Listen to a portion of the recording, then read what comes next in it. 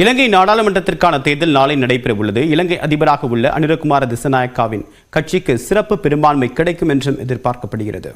இலங்கையில் கடந்த செப்டம்பர் 21ஆம் தேதி அதிபர் தேர்தல் நடைபெற்றது. அந்த தேர்தலில் தேசிய மக்கள் சக்தி கட்சியின் தலைவர் அனுரகுமார திசாநாயக்க வெற்றி பெற்று இலங்கையின் அதிபராக பதவியேற்றார். இதனைத் தொடர்ந்து தேசிய மக்கள் சக்தி கட்சியின் நாடாளுமன்ற உறுப்பினரான ஹரிணி அமரசூரியாவை இடைக்கால பிரதமராக நியமித்தார். அனுராவின் தேசிய மக்கள் சக்தி கட்சிக்கு 4 எம்பிக்கள் மட்டுமே இருக்கக்கூடிய நிலையில் புதிய சட்டங்களை நிறைவேற்ற பெரும்பான்மை பலம் பெற வேண்டும் என்பதால் நாடாளுமன்றத்தை கலைத்து தேர்தல் நடத்த உத்தரவிட்டிருந்தார்.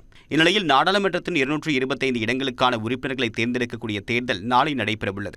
அனுரகுமார திசாநாயக்கவின் தேசிய மக்கள் சக்தி, சஜித் பிரேமதாசா, ரணில் விக்ரமசிங்கே, மஹிந்த ராஜபக்சே ஆகியோரின் கட்சிகளும் தேர்தலில் போட்டியிடுகின்றன.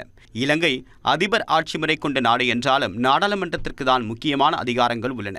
மொத்தமுள்ள 225 இடங்களில் 196 இடங்களுக்கான உறுப்பினர்களை மக்கள் நேரடியாக வாக்களித்து தேர்வு செய்வார்கள். மீதமுள்ள 29 இடங்கள் கட்சிகள் தேசிய அளவில் பெற்ற வாக்கு சதவீதத்தின் அடிப்படையில் தேர்வு செய்யப்படுவார்கள்.